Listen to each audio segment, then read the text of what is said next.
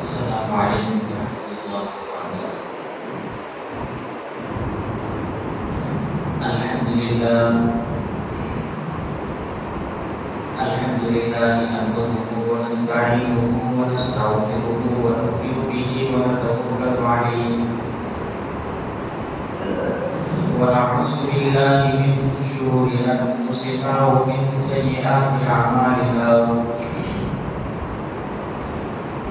من يهده الله فلا مضل له ومن يضلل فلا هادي له، ونشهد أن لا إله إلا الله وحده لا شريك له، ونشهد أن سيدنا وسندنا ومولانا محمدا عبده ورسوله، أرسله بالحق بشيرا ونذيرا وداعيا إلى الله بإذنه وسراجا منيرا.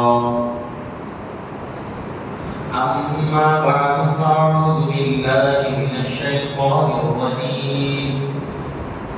بسم الله الرحمن الرحيم. ومن يبتغ غير الإسلام دينا فلن يقبل منه وهو في الآخرة من الخاسرين. وقال النبي صلى الله عليه وسلم: من تشبه بقوم فهو منهم، أو كما قال عليه الصلاة والسلام. رب اشرح لي صدري ويسر لي أمري واحلل عقدة من لساني يفقهوا قولي. اللهم صل على سيدنا ومولانا محمد في أول كلامنا. اللهم صل على سيدنا ومولانا محمد في أوسط كلامنا. اللهم صل على سيدنا ومولانا محمد في آخر كلامنا. محترم حضرات، اللہ جل شانہ کا بے انتہا فضل اور نصرت کا اللہ جل شانہ نے ہمیں ایمان والا بنایا. مزید احسان اللہ جل شانہ کی طرف سے یہ ہے کہ ہمیں کچھ قرآن حدیث کی باتیں سننے اور سنانے کا موقع عنایت فرمایا. خطبے کے اندر سورہ آل عمران کی ایک چھوٹی سی آیت کریمہ میں نے آپ حضرات کے سامنے پڑھی، جس کے اندر اللہ جل شانہ ایمان والوں سے خاص بات ارشاد فرماتی. سب سے پہلے یہ سمجھیے کہ پورا قرآن کریم ساری انسانیت کے لیے ہدایت بن کر نازل کیا گیا ہے. پورا کا پورا قرآن اللہ جل شانہ نے نازل کیا ہدی للناس، ہدی للمتقین کہا کہ یہ لوگوں کے لیے ہدایت ہے، متقیوں کے لیے ہدایت ہے یہ کتاب. اور اس کتاب کے اندر اللہ جل شانہ نے ساری چیزیں جو انسان کے لیے ضروری ہیں وہ ساری کی ساری باتیں اس کے اندر بتلا دیا کہ ایک ایمان والا کیسے زندگی گزارے. اب ہمارے اوپر یہ ذمہ داری بنتی ہے کہ ہم اپنی زندگی کو قرآن کے مطابق گزاریں. جیسے اللہ چاہتا ہے اس طریقے کی زندگی ہماری ہونی چاہیے. یہی ہم سے قرآن مطالبہ کرتا ہے کہ تم میرے مطابق زندگی گزارو. اللہ کے رسول صلی اللہ علیہ وسلم نے ہمیں ساری کی ساری تعلیمات سکھائی. اللہ کے نبی صلی اللہ علیہ وسلم ہمیں زندگی کیسے گزارنا یہ بھی سکھلایا. الغرض پیدا ہونے سے لے کر موت تک جتنے مرحلوں سے انسان گزرتا ہے وہ ساری کی ساری چیزیں ہمیں سکھلا دی گئی، بتلا دی گئی. بلکہ یوں کہیے اللہ کے رسول صلی اللہ علیہ وسلم نے ایک ایک چیز عمل کر کر کے دکھلایا کہ اس طریقے سے عمل کرنا. یہ ذی الحجہ کا آخری عشر جب آ تقریباً 5-6 دن بچے ہوئے ہیں، اس کے بعد اسلام کا نیا سال شروع ہوگا.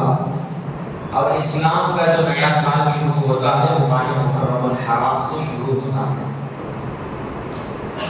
تو اس میں کچھ چیزیں وہ ہیں جو ہمارے لیے سننا، عمل کرنا بہت ضروری، کیونکہ اللہ کے رسول صلی اللہ علیہ وسلم نے اسلامی نیا سال آیا تو کیا کیا کرتے تھے؟ ماہ محرم الحرام جو ہمارا اسلامی سال کا پہلا مہینہ ہے، نیا سال وہیں سے شروع ہوتا ہے، اسی مہینے سے شروع ہوتا ہے. تو یہ حضرات صحابہ کرام رضوان اللہ علیہم اجمعین کا اس طریقے کا جب شروع ہوتا تھا تو ان کا کیا رویہ تھا، ان کا کیا عمل تھا، ان کا کیا انداز تھا، یہ ساری چیزیں ہمارے لیے ضروری ہیں. دیکھیے مسلمان ہیں، ایمان والے ہیں، تو ہمارا پورا کام، ہماری پوری زندگی اسلام کے مطابق ہونی چاہیے.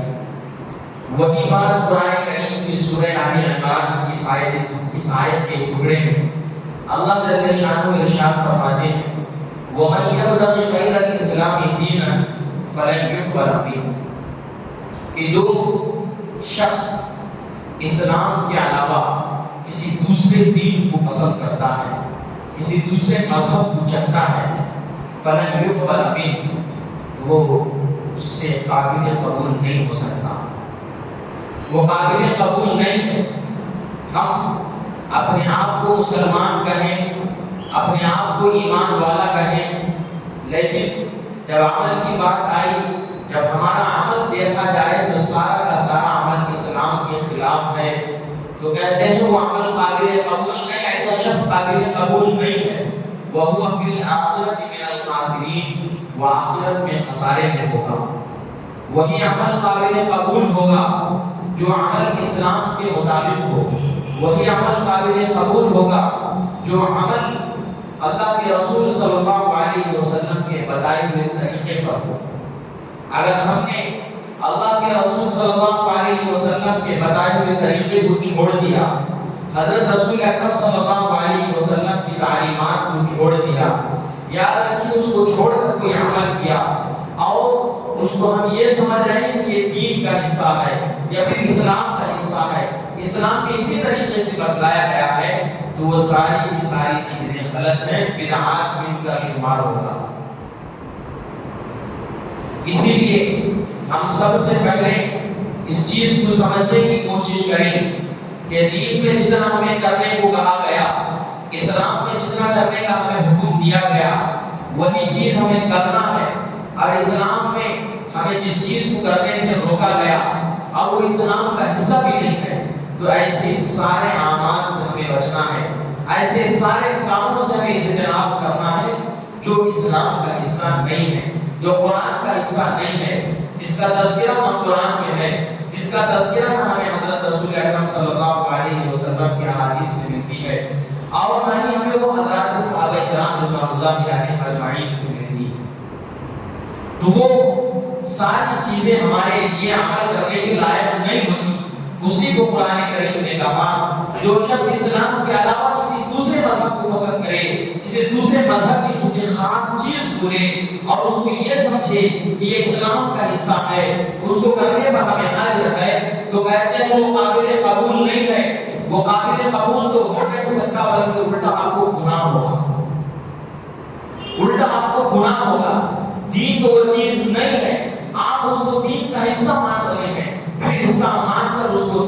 اندر داخل کر کے اس عمل کو کر رہے ہیں اور یہ سمجھ رہے ہیں کہ یہ ثواب کا مستحق ہے، یہ اجر کا مستحق ہے، اس کو کرنے سے مجھے اجر ملے گا، اس کو کرنے سے مجھے اللہ تعالیٰ کی طرف سے ثواب ملے گا، یاد رکھیے وہ عمل جب قابل قبول ہے ہی نہیں تو آپ کو ثواب کہاں سے ملے گا؟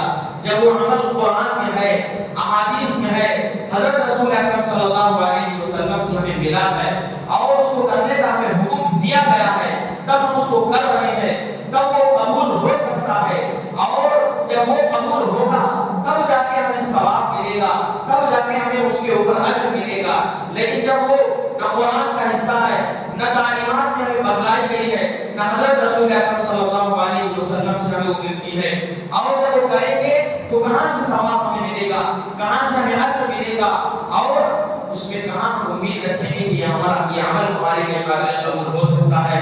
نہیں ہو سکتا، اسی لیے کہ وہ عمل قابل قبول نہیں۔ اب کون سا عمل ایسا ہے جو ہمیں قرآن سے ملتا ہے، احادیث سے ملتا ہے، حضرت رسول اکرم صلی اللہ علیہ وسلم کی زندگی سے ملتا ہے؟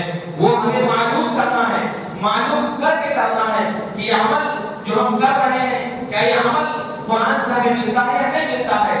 اس چیز کو معلوم کر کے آپ کریں گے، اجر پائیں گے، ثواب پائیں گے، آپ کا وہ عمل اللہ کے نزدیک قابل قبول ہوگا، تبھی جا کر آپ اجر کے مستحق بنیں گے۔ محترم دوستو، ہمیں ایک ایک بات معلوم کر کے عمل کرنا ہے، کیونکہ یہ قرآن اللہ کا کلام ہے، اللہ نے حضرت رسول اکرم صلی اللہ علیہ وسلم کو دیا ہے، اور ساری زندگی کا جتنا ہمارے اوپر زندگی میں جتنی چیزیں ضرورت پڑنے والی ہیں، جو عمل کرنا ہے، جس طریقے سے ہمیں زندگی گزارنی ہے، سارے کے ساری چیزیں اس قرآن میں ہیں، احادیث میں ہیں، حضرت رسول اکرم صلی اللہ علیہ وسلم نے ہمیں بتلایا ہے، اسی کے مطابق ہمیں گزارنا ہے۔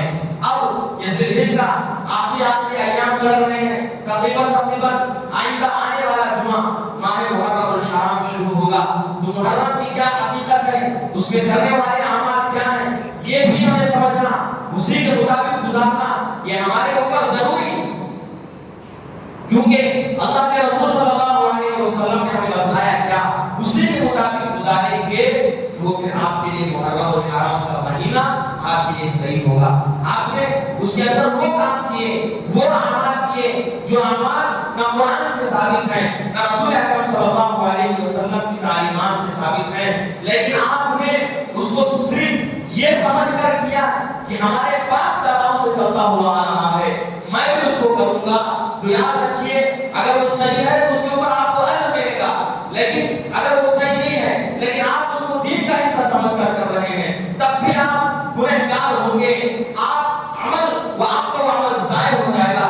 جتنی طلب کے ساتھ، جتنی فکر کے ساتھ آپ اس عمل کو زندہ کرنے کی کوشش کر رہے ہیں، صرف اپنے ذہن میں یہ بٹھا کے کہ یہ تو عمل ہمارے پوروجوں سے چلتا ہوا آ رہا ہے، 60-70 سال سے ہمارے گھر کے اندر یہ رسم چل رہی ہے، اس طریقے سے محرم الحرام گزارا جاتا ہے، اس طریقے سے ہمارے اندر یہ چیزیں منائی جاتی ہیں، ہم بھی اسی کی پیروی کریں گے۔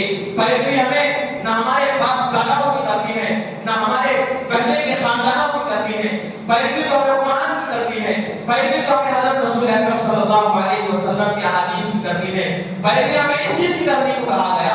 اللہ جل شانہ نے ہمیں وہی کہا کہ تم اس قرآن کے اوپر عمل کرو، یہی قرآن تمہیں جنت تک لے جانے والی ہے۔ اگر تم نے اس قرآن کو چھوڑ دیا، اس کلام پاک کو چھوڑ دیا اور اپنی رسم میں لگ گئے، اپنے بدعات و خرافات میں لگ گئے، اپنے باپ داداؤں کے طریقے پر چلتے ہوئے آئے، تو یاد رکھیے وہ آپ کے لیے ثواب کا مستحق نہیں بن سکتی، یاد رکھیے وہ عمل آپ کا قابل قبول نہیں ہو سکتا۔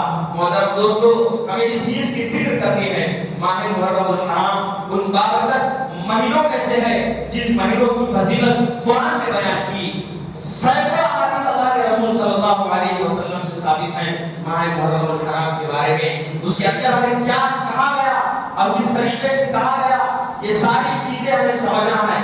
میں تفصیل کے ساتھ میں آپ کو بتاؤں گا کہ اس کے اندر ہمیں کرنا کیا ہے، نہ کرنا کیا ہے، جو کہا گیا وہ کیجئے۔ یاد رکھیے آج ہمارے پاس ہمارا جو ایمان ہے، وہ اگر ہم چاہتے ہیں کہ ہمارے ایمان کے اندر وہی پاور باقی ہو، وہ ہمارا ایمان تازہ ہو، ہمارا ایمان کے اندر کوئی دوسرے طریقے کی کوئی کوئی تفصیل شہادت متصل نہ ہو. تو سب سے پہلے میں آپ سے کہتا ہوں کہ اس ایمان کو بچانے کے لیے آپ کے پاس سب سے بہترین راستہ یہی ہے کہ ہم اس قرآن سے جڑ جائیں, علماء کرام سے جڑ جائیں, ہمارا تعلق علماء کرام سے ہو, ہم ان سے معلوم کریں کہ ہمیں کرنا کیا ہے, ہمیں نہیں کرنا کیا ہے. ہزاروں عیدیں منائی جا رہی ہیں, لیکن یاد رکھیے ان عیدوں کا تعلق قرآن سے کہاں تک صحیح ہے, قرآن سے کہاں تک اس کا تعلق جڑا ہوا ہے, احادیث سے کہاں تک اس کا تعلق جڑا ہوا ہے, یہ معلوم کر کے کریں. آپ محرم کا نام آیا, اس میں بھی کوئی عید منا رہے ہیں, آپ اس کے بعد کوئی اور مہینہ آیا, اس میں بھی عید منا رہے ہیں, اور ان مہینوں کو منحوس سمجھ رہے ہیں, ان مہینوں کے اندر شادی بیاہ کرنا آپ غلط سمجھ رہے ہیں, ان مہینوں کے اندر کوئی دوسری تقریب کرنا آپ غلط سمجھ رہے ہیں, ان مہینوں کے اندر آپ کوئی دوسری چیز کو وجود میں لانا غلط سمجھ رہے ہیں. ایسا دلدل ہمارے پاس آیا کہاں سے, جب یہ ساری چیزیں قرآن کریم کے اندر نہیں. سال کے 12 مہینے اللہ نے بنایا, عند اللہ اثنا عشر شہرا فی کتاب اللہ, اللہ نے جس دن آسمان و زمین کو بنایا اسی دن سال کے 12 مہینے متعین کیے, لیکن کسی مہینے کے بارے میں ارشاد نہیں فرمایا کہ یہ مہینہ منحوس ہے, اس مہینے میں تم شادی نہیں کر سکتے, یہ سفر کا مہینہ منحوس ہے, اس میں شادی نہیں کی جا سکتی. کہاں پر لایا, تو ہمارے پاس یہ کہاں سے آیا, تو ایسی ساری چیزیں جو ہم نے اپنے وجود میں لایا ہے تو کہاں سے لایا ہے. کیا آپ قرآن کو نہیں دیکھتے, کیا علماء کرام کو نہیں مانتے, کیا آپ کا ذہن سب سے بڑھا ہوا ہے, تو کیا آپ اللہ کے وہ کلام کو نہیں مانتے جس کلام کے اندر سال کے 12 مہینوں کے بارے میں کہیں بھی بات نہیں آئی کہ یہ مہینہ منحوس ہے, اس مہینے کے اندر یہ عمل قابل قبول نہیں, اس مہینے کے اندر تمہاری یہ عید ہے, کہیں نہیں بتلایا گیا, تو وہ ہمارے پاس آیا کیسے. یہ ساری چیزیں یاد رکھیے, یہ ساری چیزیں وہ ہیں جو ایمان والے کو مرتد کر دیتی ہے. یا ایھا الذین آمنوا من یرتد منکم عن دینہ فیمت وہو کافر فاولئک حبطت اعمالہ فی الدنیا والآخرہ واولئک اصحاب النار هم فیہا خالدون. اے ایمان والو, اے جو ایمان لے آئے اور اس کے بعد مرتد ہو گئے, مرتد کیسے ہوئے, مرتد اسی طریقے سے ہوئے کہ انہوں نے قرآن کو تو سمجھا, اپنے آپ کو یہ کہا کہ میں مسلمان ہوں, میں ایمان والا ہوں, لیکن جب عمل کی بات آئی انہوں نے اس چیز کو نہیں سمجھا کہ یہ قرآن کا حصہ ہے یا نہیں ہے, یہ حدیث کا حصہ ہے یا نہیں ہے. اپنے آپ کو یہ تو کہہ لیا کہ میں مسلمان ہوں, میں نماز پڑھ رہا ہوں, نماز آگے روزہ رکھ دیے, استطاعت کے حج کر لیا, دوسرے صدقات و خیرات کر دیے, لیکن اسی چیز پر عمل کرتے ہوئے بھی قرآن کے ایک چیز کا انکار, قرآن کے ایک چیز کے خلاف کوئی کام کرنا, اسی کو تو مرتد کہتے ہیں. مرتد کوئی دوسری چیز نہیں ہے, مرتد اسی کو کہتے ہیں. قرآن نے اسی سے منع کیا. بہت سارے لوگ, اللہ کے رسول صلی اللہ علیہ وسلم کی حدیث ہے جس کا اللہ کے رسول صلی اللہ علیہ وسلم نے کہا, کچھ لوگ ایسے ہوں گے جو صبح میں ایمان والے ہوں گے, شام ہوگی تو کافر ہو جائیں گے. کچھ لوگ ایسے ہوں گے شام کو ایمان والے ہوں گے, صبح ہوتے ہوتے وہ کافر ہو جائیں گے. کون ہے, یہی وہ لوگ ہیں جنہوں نے اپنی منمانی کے اعتبار سے اسلام کے اندر کسی چیز کو زیادتی کی یا کسی چیز کی کمی کی. اے مسلمانوں, آج ایمان کو بچانے کا ایک ہی راستہ ہے, دو ہی راستے ہیں. سب سے پہلے یا تو ہمارا علماء حق سے تعلق ہو, ایسے علماء سے ہمارا تعلق ہو جو علماء ہمیں صحیح بتانے والے ہو, یا پھر ہمارے پاس ایمان کو بچانے کے لیے دوسرا راستہ دعوت و تبلیغ ہے جس کے اندر ہمارا وقت لگائیں گے تو ہمیں پتہ چلے گا کہ اسی کے اندر کیا چیز صحیح ہے, کیا چیز غلط ہے. ان دو راستوں کے علاوہ آپ اپنے ایمان کو نہیں بچا سکتے. کیسے بچائیں گے, آپ کو وہ چیز معلوم ہی نہیں ہے. آپ جیسے میں نے بتلایا, یہ ساری کی ساری چیزیں ہم یہود و نصارہ کی اتباع کر رہے ہیں. میں مسلمان ہوں, لیکن بچے کی پیدائش ہوئی, آج بچے کی پیدائش کا دن ہے, برتھڈے منا رہے ہیں. یہ کہاں سے ثابت تھا؟ یہ یہودیوں کا کلچر نہیں ہے, یہ یہودیوں کا طریقہ نہیں ہے. یہ کہاں سے وجود میں آیا؟ ہم اسے تو ہلکا سمجھتے ہیں کہ کیا ہے. نہیں, اسلام اسی سے منع کرتا ہے, قرآن اسی سے منع کرتا ہے. ایسی ساری چیزیں جو ہمارے مسلمان ہوتے ہوئے, ہم اپنے آپ کو مسلمان کہتے ہوئے, ایسی چھوٹی چھوٹی چیزیں جو دکھنے میں چھوٹی لگتی ہیں لیکن یاد رکھیے مرتد کر دیتی ہیں, یہود و نصارہ سے ہمیں ملا دیتی ہیں, ان لوگوں سے ملاتی ہے جو لوگ اسلام کے دشمن تھے, قرآن کے دشمن تھے, حدیث کے دشمن تھے. ان لوگوں کا مقصد ہی تھا کہ اسلام کو مٹا دیا جائے, قرآن کو مٹا دیا جائے. اگر ہم ان کا کوئی ایک حصہ بھی لے لیں, کوئی ان کی چھوٹی سی چیز لے لیں, تو کیا آپ ان کے مطابق اپنی زندگی نہیں گزار رہے ہیں؟ بھی ضرور گزار رہے ہیں. اسی لیے ایمان والا سب سے پہلے اس چیز کو اس کو فکر کرنی چاہیے کہ وہ اپنے ایک ایک عمل کو قرآن کے مطابق صحیح ہے یا نہیں پوچھ کر کرنا چاہیے. کو بتلا رہا تھا. قرآن کو یہ کہتا ہے وَمَن يَبْتَغِ غَيْرَ الْإِسْلَامِ دِينًا فَلَن يُقْبَلَ مِنْهُ. جو شخص اسلام کے علاوہ کسی دین کو پسند کرتا ہے یا کسی دوسرے دین کی کسی چھوٹی چیز کو بھی پسند کرتا ہے فَلَن يُقْبَلَ مِنْهُ, تو وہ چیز اس کے لیے قابل قبول نہیں ہو سکتی, وہ قابل قبول نہیں ہے. وَهُوَ فِي الْآخِرَةِ مِنَ الْخَاسِرِينَ, اور وہ آخرت میں خسارے میں ہوگا, وہ آخرت میں خسارے میں ہوگا. اسی لیے ہمارا ایک عمل قرآن کے مطابق ہونی چاہیے. اب آنے والا ماہ محرم الحرام, کیا عمل کرنا کیا عمل نہیں کرنا, ہم نے شہادت حسین سمجھ لیا, اب اس مہینے کو اسی کے ساتھ شہادت حسین کو متصل کر دیا, اور اسی حسین کے نام پر ہم وہ کام کریں گے جو کام نہ قرآن میں ہمیں ملتا, نہ حدیث میں ہمیں ملتا, نہ صحابہ میں ملتا. جس حسین کا نام لے لے کر ہم آج بدعات و خرافات میں پڑے ہوئے ہیں, اس حسین کے نانا اس چیز کو نہیں کیا تو ہم کیوں کریں گے؟ کیا اس کے نانا سے بڑھ کر حسین کی آپ سے محبت ہے؟ حسین جو حضرت حسین رضی اللہ عنہ ہیں, ان کے نانا جو حضرت رسول اکرم صلی اللہ علیہ وسلم ہیں, ان سے زیادہ آپ سے محبت ہے, آپ کی محبت ہے.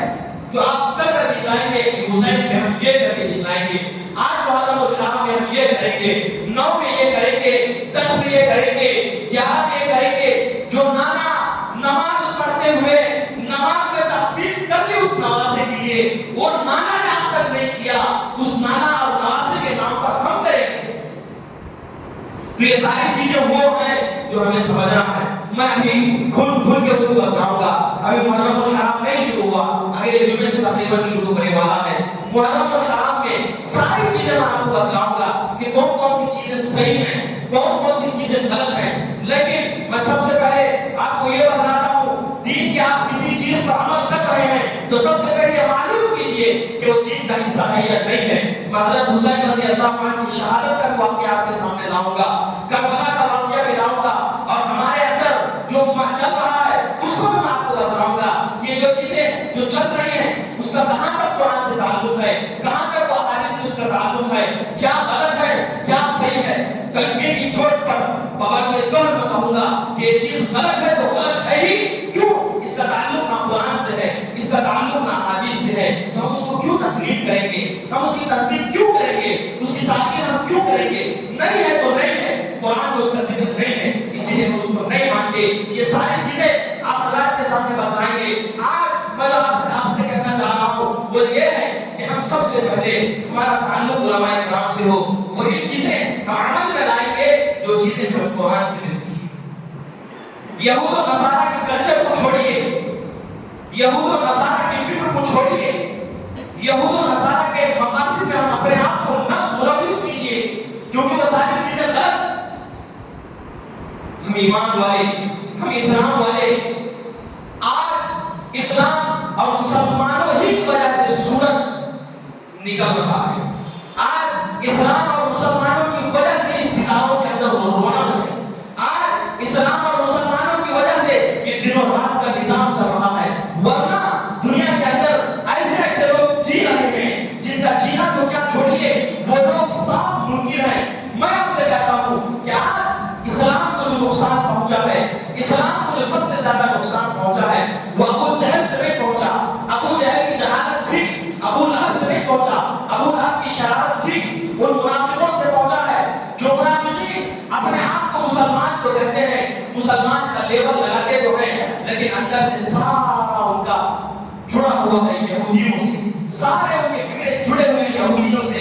ایسے لوگ اسلام کے ساتھ غداری کر رہے ہیں, ایسے لوگ اسلام کے ساتھ دھوکے بازی کر رہے ہیں. یاد رکھیے, ہمارے دعا میں کرتے ہیں ربنا انک جامع الناس لیوم لا ریب فیہ ان اللہ لا یخلف الميعاد ربنا وآتنا ما وعدتنا على رسلك ولا تخزنا یوم القیامہ انک لا تخلف الميعاد. اللہ نے جو ہمارے اوپر اچھے کام کرنے پر جس طریقے سے وعدہ کیا کہ یہ ایمان والا اگر اس طریقے سے عمل کیا تو میں اسے جنت دوں گا, اس کا وعدہ بھی اللہ نے قرآن میں کیا. ویسے ہی اللہ نے یہ بھی وعدہ کیا کہ اگر تم نے برا کام کیا یاد رکھو تمہارا ٹھکانہ جہنم ہے, ہم فیہا خالدون, اسے تم ہمیشہ ہمیشہ رہنے والے ہو.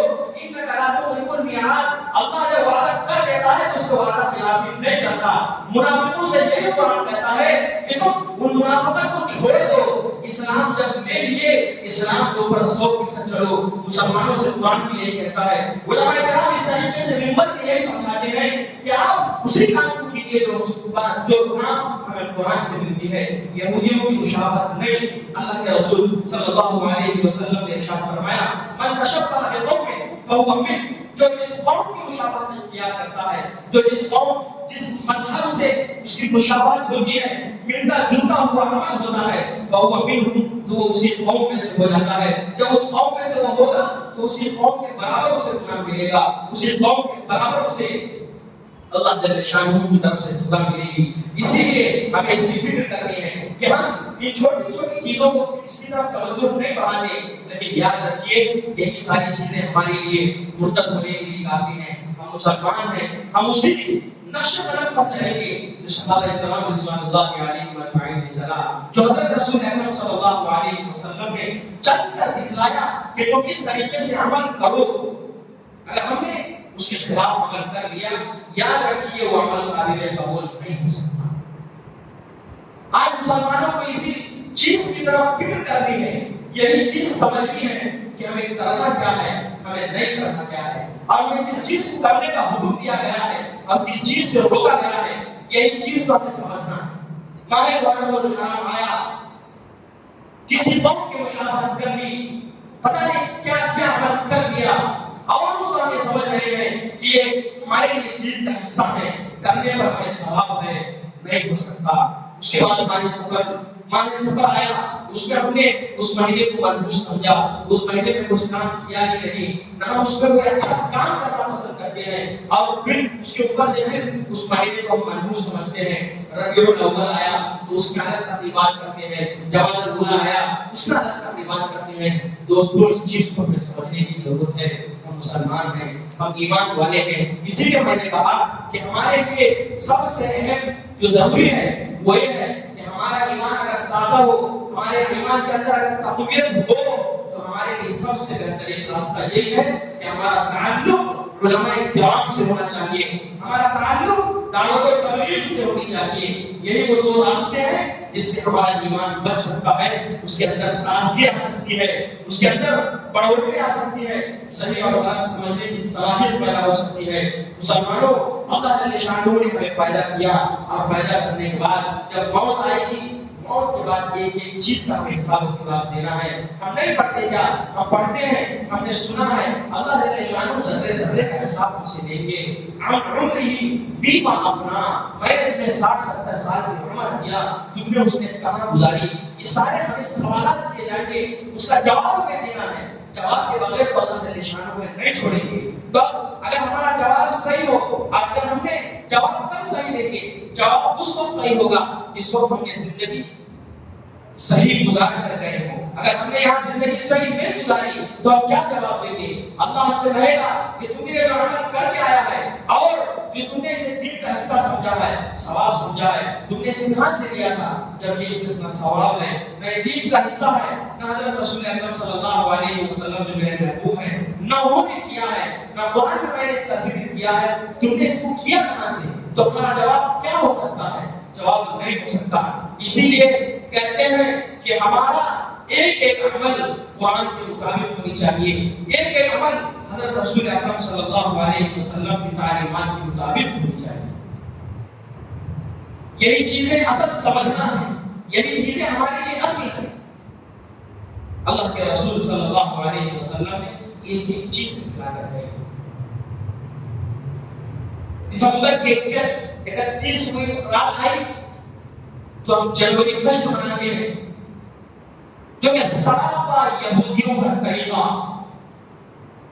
جو کہ سراپا یہودیوں کا کلچر، اسلام سے اس کا کوئی تعلق نہیں۔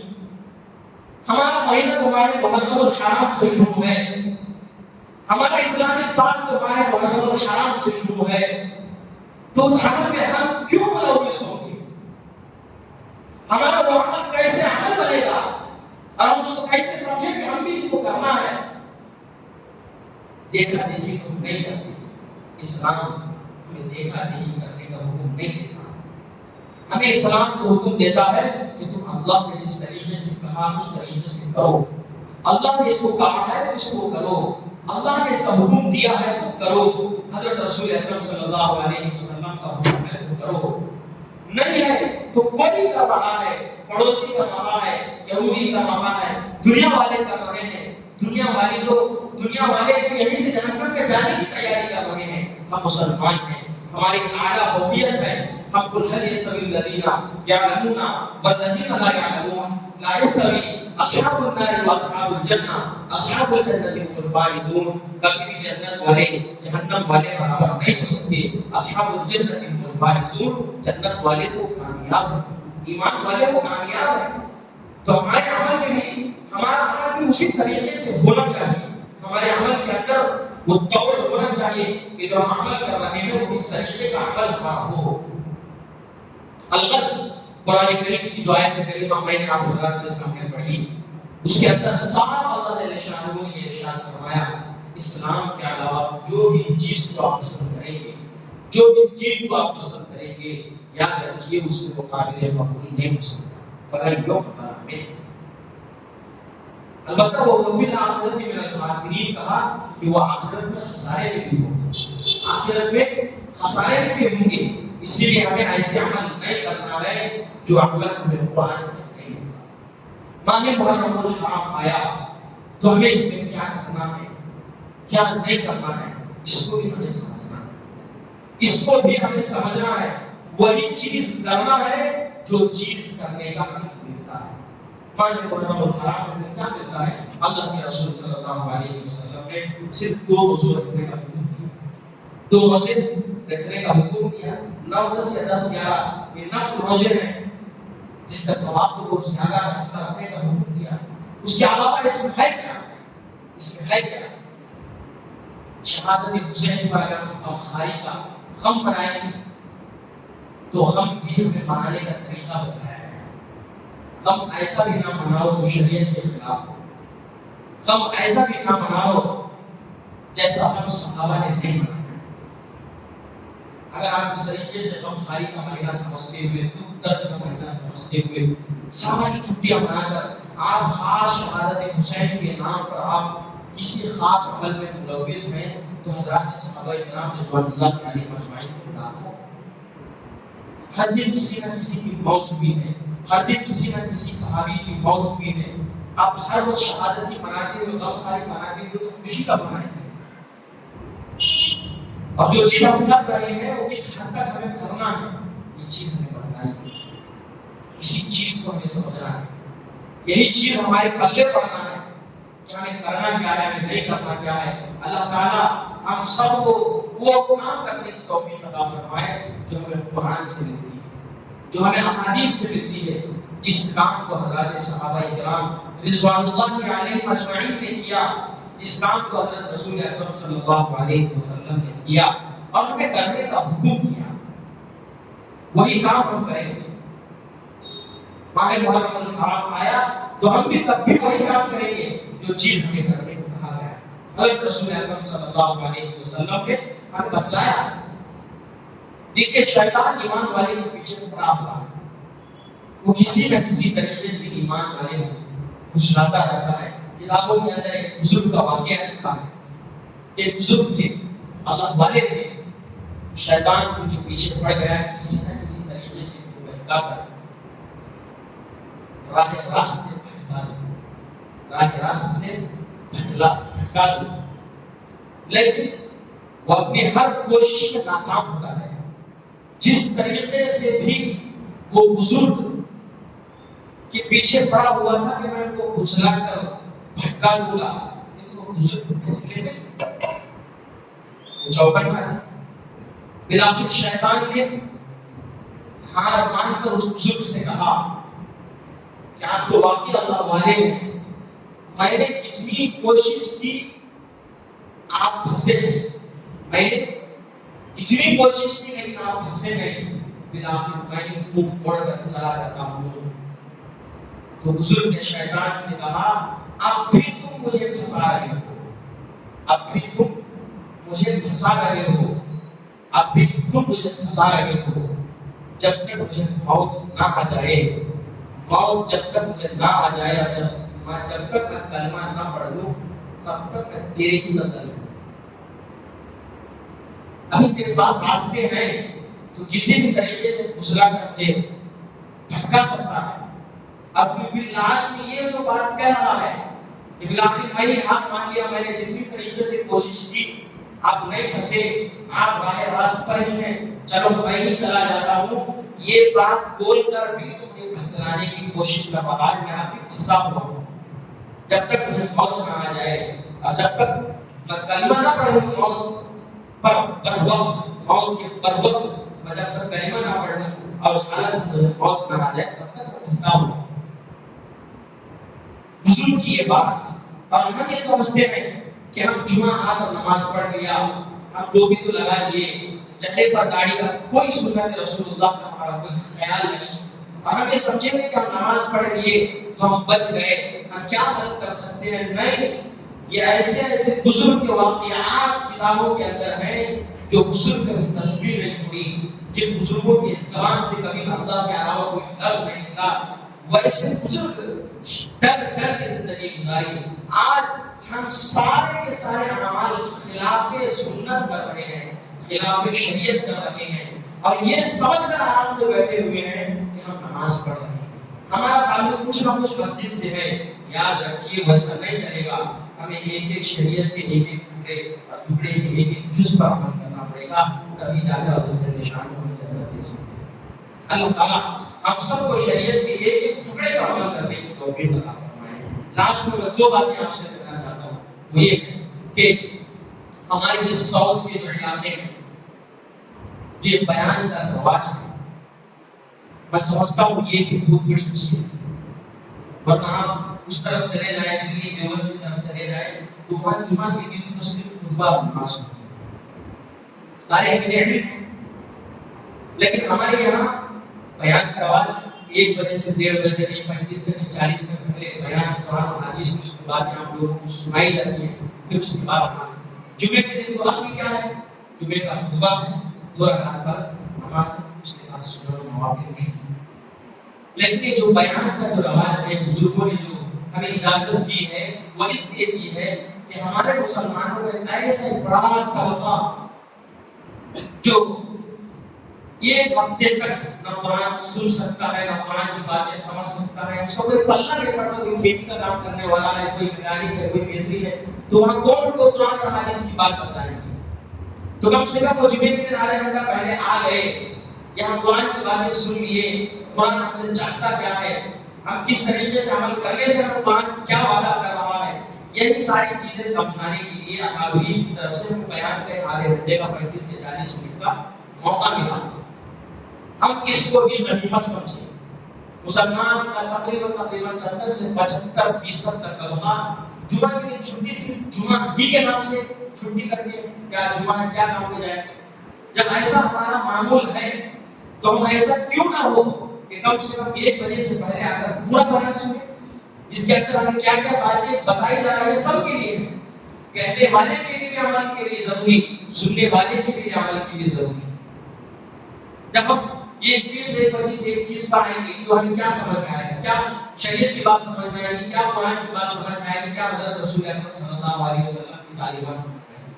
تو ہم اس چیز کا خیال رکھیں، اور حضرت رسول اکرم صلی اللہ علیہ وسلم کی سنتوں میں سے ہے کہ جمعہ کے دن اللہ کے نبی صلی اللہ علیہ وسلم مسجد جلدی جانے کی مسجد جلدی آ جانے تھے، منبر کے قریب تشریف کرتے تھے تاکہ خطبہ غور سے سنیں، جو باتیں ہو رہی اس کو غور سے سنیں، تسبیحات کریں، سورہ کہف پڑھیں۔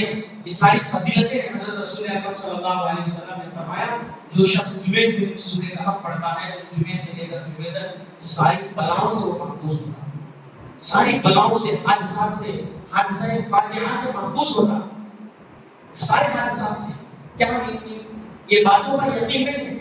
اب اسی طریقے سے حضرت ابو ہریرہ رضی اللہ عنہ روایت کرتے ہیں حضرت رسول اکرم صلی اللہ علیہ وسلم نے ارشاد فرمایا جو شخص جمعہ کے دن عصر کی نماز کے بعد اپنی جگہ سے اٹھنے سے پہلے، عصر کی نماز ہو گئی، دعا ہو گئی، اپنی جگہ سے اٹھنے سے پہلے اللہم صلی علی محمد النبی الامی وعلی آلہ وسلم تسلیما، یہ درود شریف 80 مرتبہ پڑھتا ہے تو اس کے 80 سال پچھلے کے گناہ معاف ہو جاتے ہیں، 80 سال آگے اسے عبادت کرنے کا ثواب اللہ تعالی شان اس کے نام اعمال میں لکھ دیا۔